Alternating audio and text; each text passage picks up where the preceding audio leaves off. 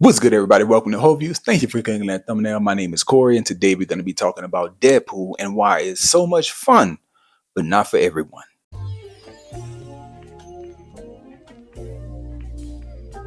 Please utilize the chapters in the description because we're going to be talking first about the 3 reasons you shouldn't watch Deadpool, like really focusing on the negatives and the things that stand out to me negatively about the film.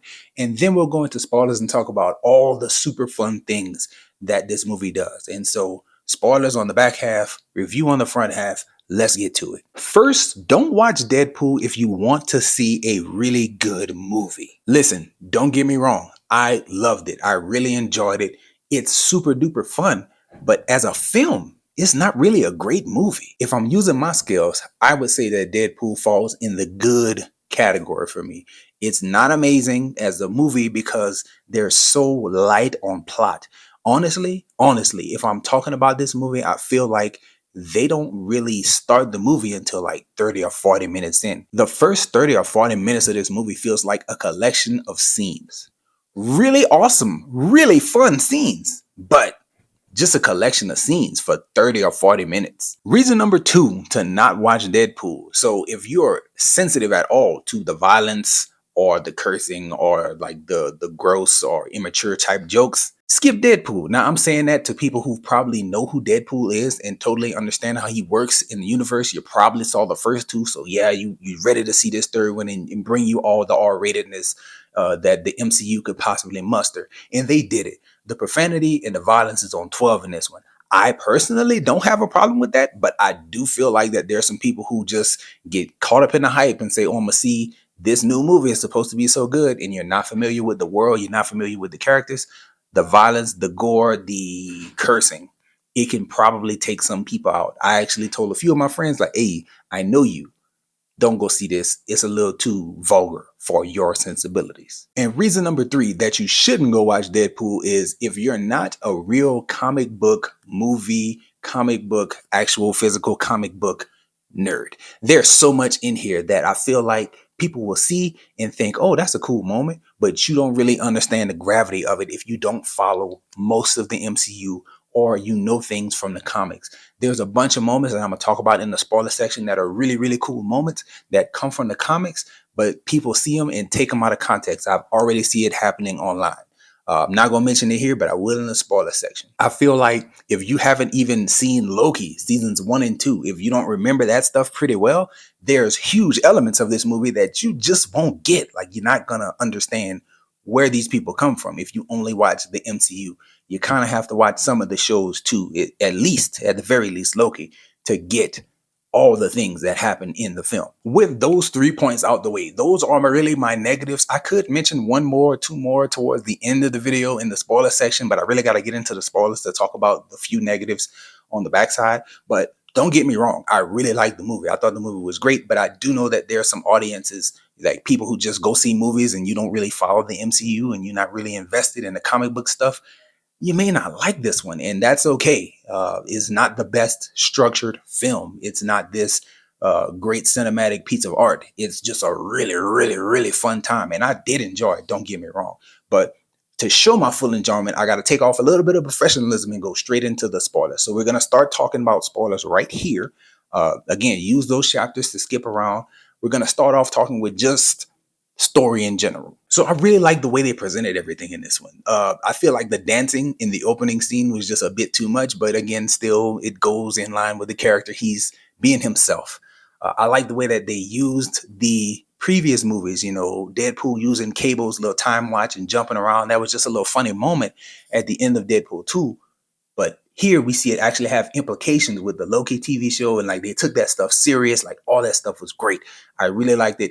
It made so much sense going the direction that they went. Another huge point is that they make the case to explain to you that Logan, the Wolverine that we saw from the Days of Future Past and the early X-Men movies in the 2000s, and all that stuff happens in the same universe as Deadpool. He's just a character who came later, just like in the comic book. Deadpool was a newer character, came in like that late 80s, early 90s type of character. And so it made sense that the legacy characters were in the same universe. They died off. He now needs their help, and he goes to dig up Logan, and he's dead. And they don't piss on the grave of Logan and the ending of Logan that was so emotional for so many people so many years back. Now we're getting into the real meat of things. And so we look at Loki. Loki dealt with the TVA, the Time Variance Authority, and they, in this movie, use the term anchor being. Now, in all of the MCU and all of the comics that I follow, I've never heard that term, but it's really smart and it's a really cool way to connect characters and really explain how some things happen here, some things happen there, and it's just what it is. Like, I'm totally fine with that. And I thought it was a real good inclusion to like make something up for this film and kind of slide right into the universe that already existed. Then after you get the introduction of the TVA and you move past all that, and now we're in the section where we're talking about the montage, where we get a lot of cameos and a lot of different versions of Logan. And there are so many things, like if you're not a comic book person and if you don't follow movie news and all of that stuff, you won't get it. Like, they have Henry Cavill as a version of Logan or a version of Wolverine. Is like, I never knew that happened. And I follow movie news, but supposedly at one point, Henry Cavill was up for the recasted version of Logan. And so really cool that they include the cameo here. Like, oh, this is what it would have looked like. Nice. But if you're not a person who knows that type of stuff or is interested in that type of stuff or follows that type of stuff, that's going to be like a kind of a flat moment. Plus, if you don't recognize actors, I know a lot of people who don't recognize actors unless they look a certain way. You could see Henry Cavill's face and not even believe it's Henry Cavill. So that's another thing. One cool thing about that scene, though, just talking about spoilers and things, when Deadpool says, "We'll treat you so much better than those assholes up the street." Like, yeah, dig at DC every chance you get. I like it. That was cool. Now, continuing with the montage, you get 5'3" Logan, which I think they kind of made him a little bit smaller. I'm fine with it, but it was very funny moment. In the comics, you have Hulk and Wolverine, and they fight several times. There was even an animated film, Hulk versus Wolverine. Like, that stuff happens. Again, if you're not a person who's super into all that stuff, it's a nothing type of moment for you. But for me and the people I know who follow the comics, it was like, oh, they had a quick shot of the Hulk, and it's like, oh, Hulk and Wolverine fighting. Cool stuff. I don't have my comics available to me, so I can't like go through the stacks and stacks and look for them. But I do remember my pops had comics of Wolverine with the eye patch in Japan, and there was a run where he was like fighting samurai, kind of a nod back to when the Wolverine, that second movie, came out in his solo franchise. It was like, yeah, they nod into that time where he had the eye patch. Dope moment. And this is the most interesting version that they showed. It was Logan kind of crucified on an X, like he's strapped to an X with skulls all around. And I've already seen people on TikTok saying like, oh, this is blasphemous and they mocking God. Some person said that it was Thor on the X, and it's like, that's not at all what's going on, y'all. It's not blasphemous or anything like that. Logan Wolverine is an X-Man. He fought against the Reavers in a comic from 1989. In that comic, he lost, and the team lost. And so they couldn't kill Wolverine, and instead of killing him or keep trying to kill him, they just strung him up on an X, like to mock him. You're an X-Man, and look at you, strung up on an X. Not blasphemous whatsoever. Moving from that montage, we get an appearance, a first big cameo that was unexpected to me. We got Chris Evans as OG Johnny Storm. Then he first shows his face. They try to fake you out, and they give you like the Captain America montage, and even Deadpool is fooled, thinking that it's Chris Evans' version of Cap. And like, no, it's Johnny Storm. And that idea is very dope. The idea that all the Marvel stuff that happened in the Fox universe or the Fox movies, like, they're canon and they existed, and these people got pruned, and those versions of characters got pruned and sent to the wasteland. It's cool stuff. I really liked it, and I thought Chris Evans did a good job. I think the CGI or the effects on his face looked really funny for like the first few moments, but after that, it kind of shaped up, and you could tell he was present on set. Nice stuff. I really enjoyed it. Fast forwarding, talking more cameos, you get Wesley Snipes' Blade. I definitely did not have that on my bingo card. Didn't think that would have happened. We saw a version of Blade in like the background when you saw the promotional stuff,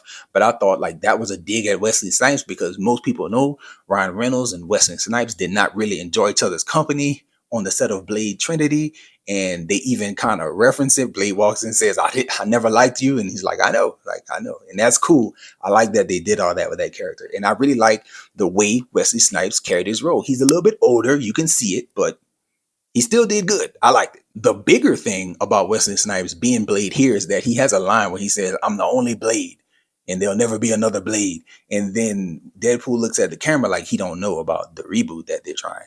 But as an audience, we looking back like, hey, he might be right. Mahershala Ali's version of Blade may never come. This movie's been delayed into hell. And the anchor for that universe with the Eternals, that's not happening anymore. Like there's no connection there anymore. That movie, that franchise is done. And so, hey, he might be right. He might be the only version of Blade for quite a long time. Elektra was present. That was cool. Definitely didn't think that was happening. Not a big deal for me. I remember watching the Elektra movie and the Daredevil movie from Fox in the early 2000s. It was fine, for the times. We've seen comic book movies be elevated so much, but still nice that they include her. X-23 is present. And she's revealed, but they revealed her in a trailer, so like they took some of the steam out of it. I do like that she kept the glasses, and she went back to the same fighting style.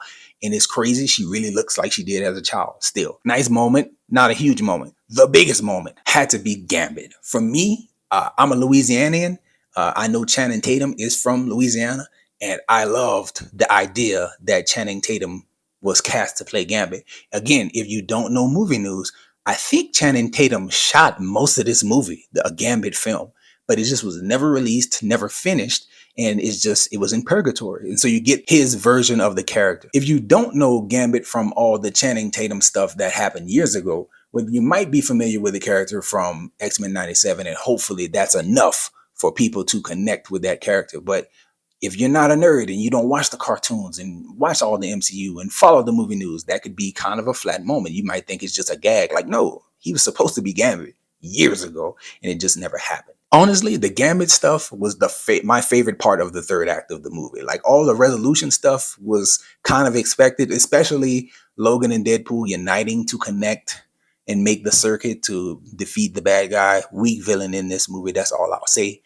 But going back to Gambit, I feel like he was so satisfying to see that character and then get portrayed accurately. So Channing Tatum being from Louisiana, he has the accent perfect. He sounds just like a Cajun. The only problem I had with Gambit is that when you look at what he was saying, he was not saying things that I think Louisiana people would say because I'm from there. I've taught there. I've been there my whole life.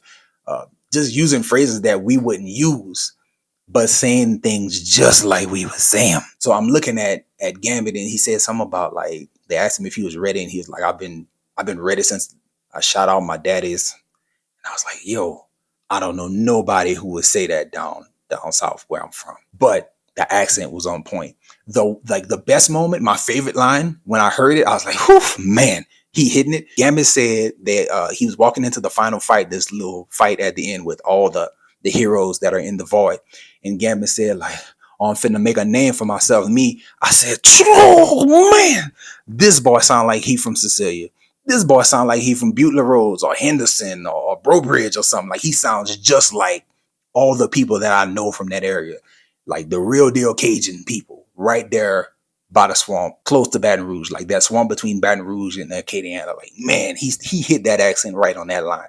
And it sounds just like something I've heard people say. I love that part of the movie. And I also like his fighting style. Like Gambit's character was elevated in X-Men 97. And so to see it here in live action also be on the same level of like impact on the battlefield, great stuff. Favorite moment from the third act, absolutely. Talking negatives in the spoiler section, the only thing that I'll say is that this movie feels very inconsequential. Yes, Deadpool saves his world. That's a fact. But at the same time, that doesn't affect the MCU that we've been rocking with, Earth 616 and seeing that whole thing unfold and move forward.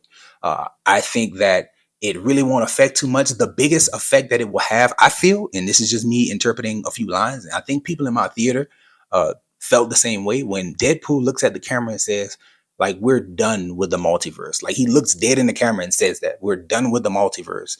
It's been done so much and blah, blah, blah. Like everybody in my theater kind of did like like you could hear an audible, like, oh, that's interesting response from the crowd. And I think that just means bye-bye Kang. Like we're done with him, confirming it. Now they could have did this with Loki season 2 at the end, but hey, they did it here and I think it's appropriate. And my interpretation of that scene and that line is we're not doing the multiverse stuff anymore. We're just gonna scrap it and we're gonna just make movies moving forward and we'll have a new saga. But the multiverse saga didn't start well and didn't continue well. And we took more losses in that saga than any other time in MCU history. So, hey, we could just be done with it. And so, cool. I'm fine with that. But yeah, that wraps up my notes and all the things that I thought about when I watched the film. It really just boils down to, yeah, it's super duper fun. I enjoyed myself. I loved my experience watching Deadpool and Wolverine. It did things that I never thought I would see in an MCU film. At the same time, as a person who watches movies and reviews movies, I gotta admit, this is not the best structured movie. It really don't feel like the plot starts to matter until about 30 or 40 minutes in. Before that, it's just a collection of scenes and a whole lot of fan service. And so that's not a bad thing, but it doesn't stand up well compared to other cinematic films like real cinema. So that's how I feel. Let me know your thoughts in the comment section if you choose to do so. And that's all we got for this one, y'all. Enjoy yourself, guard your heart, and go watch something good.